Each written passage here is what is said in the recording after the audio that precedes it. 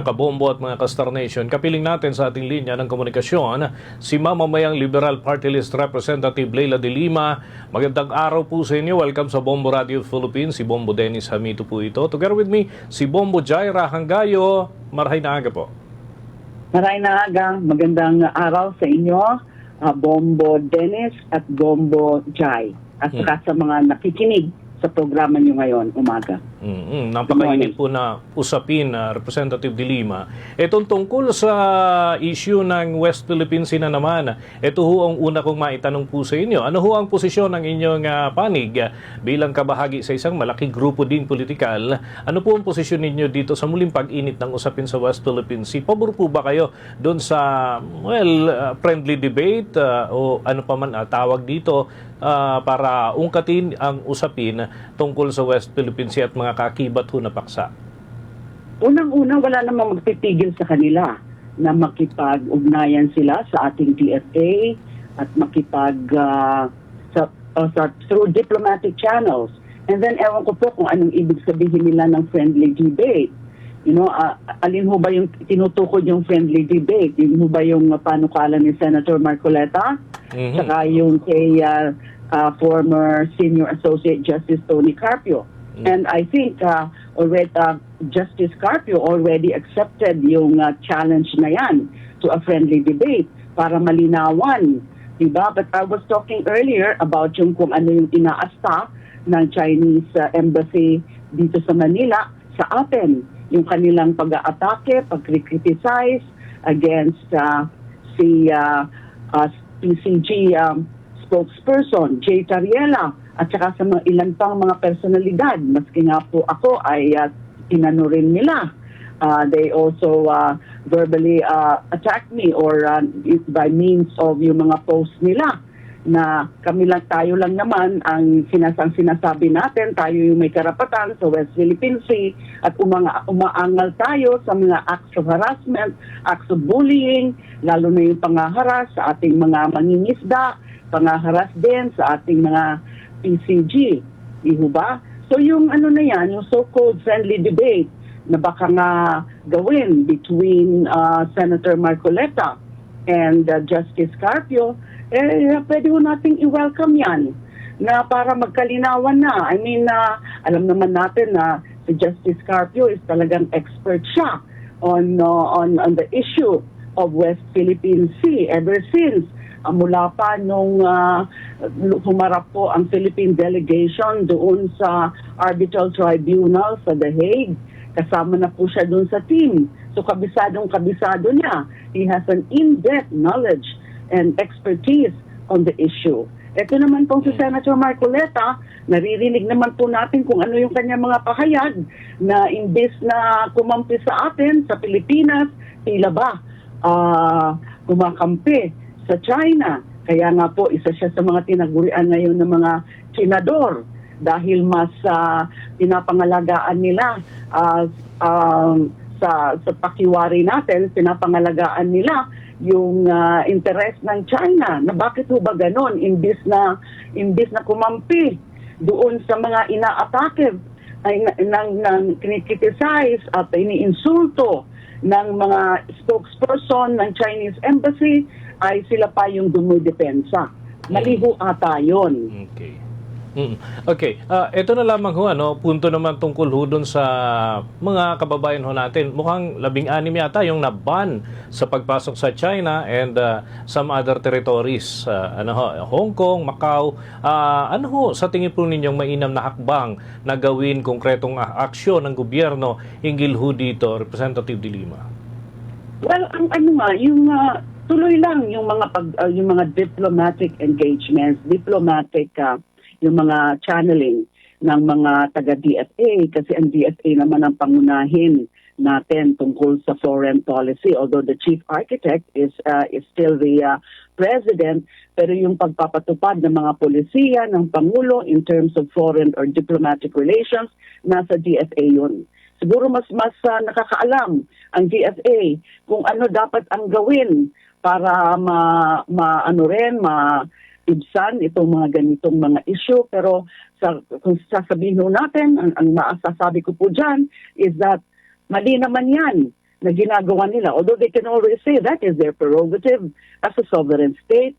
Kaya tayo nga, meron din tayong prerogative na gumawa ng ganyan na mga similar na mga mas bolder initiatives katulad po nung linagay namin sa aming House Resolution. Nagkaroon po kami ng House Resolution. These are signed and sponsored by the Liberal Party bloc at saka ng Akbayan Party list. At ito po yung tinatawag na WPS bloc sa House of Representatives. Nananawagan po kami ng mas malakas na mga hakbang ng DFA sa gitna ng mga ginagawa sa atin ng China through the Chinese embassy. And we were even actually calling for the summoning of the Chinese ambassador dito. Kasi nagawa ko nila yan. Pinasomon po nila sa atin. Pinasomon po nila doon sa Beijing, yung ating ambassador to China. Sila pa yung gumawa niya na tayo dapat ang may karapatan na ipasomon yung Chinese ambassador dito sa atin para i-explain kung bakit ganon ang yung nagiging sila parang kung tutuusin parang nagiging trolls din sila sa pag-advance ng Chinese propaganda.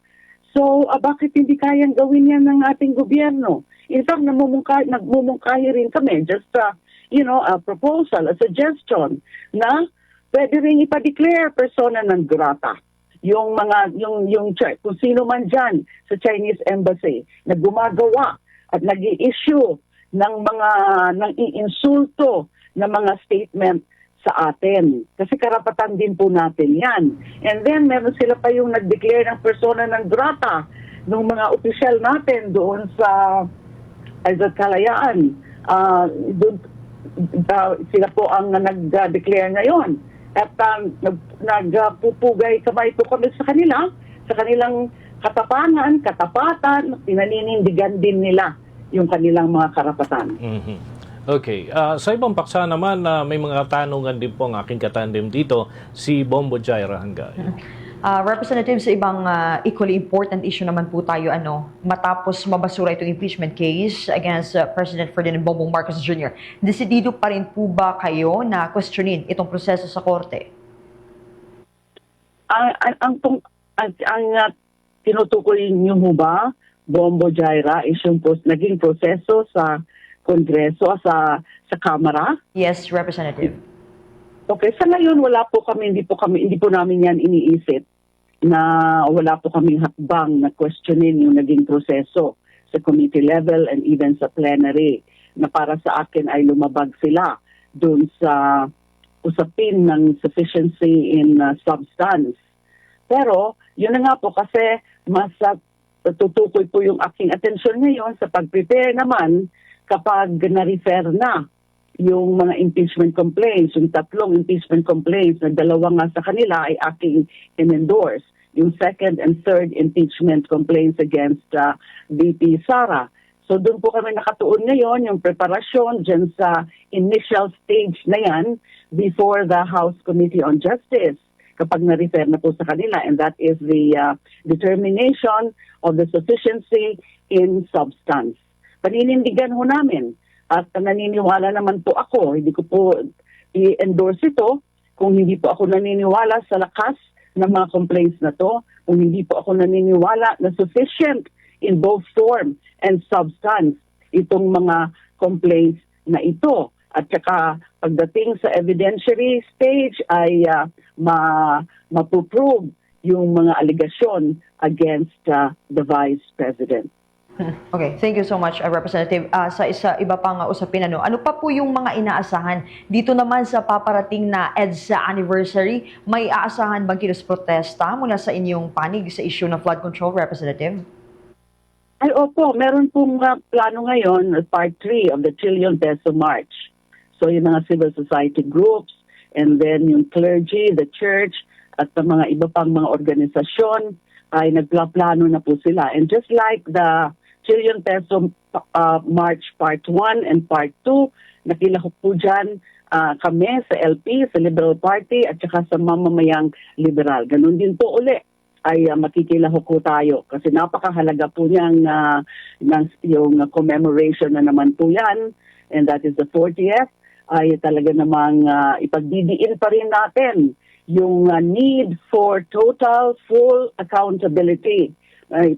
Pananawagan natin yung tungkol sa katotohanan. Pananawagan natin yung tungkol sa pagpapanagot dun sa mga lahat ng mga sangkot dyan sa mga corruption issues, lalo na dyan sa flood control and other infrastructure scandal, infrastructure corruption na wala pa hong closure dahil ilan-ilan pa lang ho ang mga kinasuhan, ilan-ilan pa lang ho ang mga naaaresto.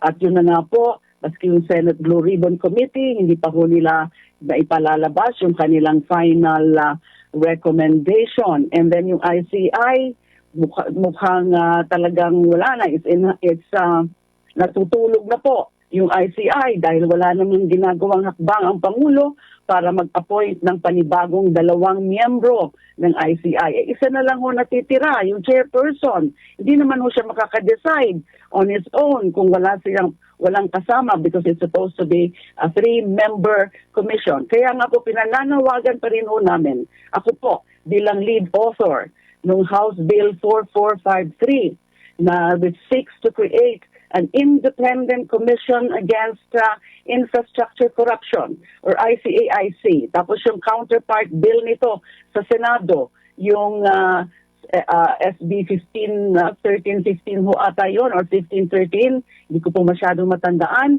Pero yung sa kanila, yung Independent People's Commission. So, nakalagay na naman po yan sa LEDAC priority bills. Dati na ho nakalagay yan sa unang listahan ng priority bills. Dito sa latest na listahan ng priority bills, along with the anti-political dynasty bill, along with the party list reform bill, ito pong tungkol sa creation ng ICIC and IPC ay nandyan na naman po. Sana tutunganan nila, seryosohin nila yung pagpa-prioritize. I see. Okay, with that, maraming salamat po sa pagtugon sa aming mga katanungan ngayong araw po na ito, ngayong umagang ito. Maraming salamat po. Have a good day. Magandang araw. Opo.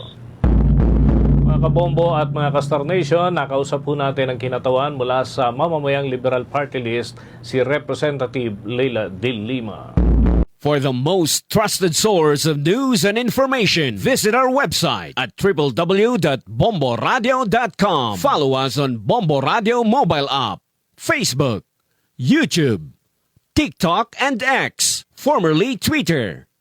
Like, share, and stay connected. Anytime, anywhere.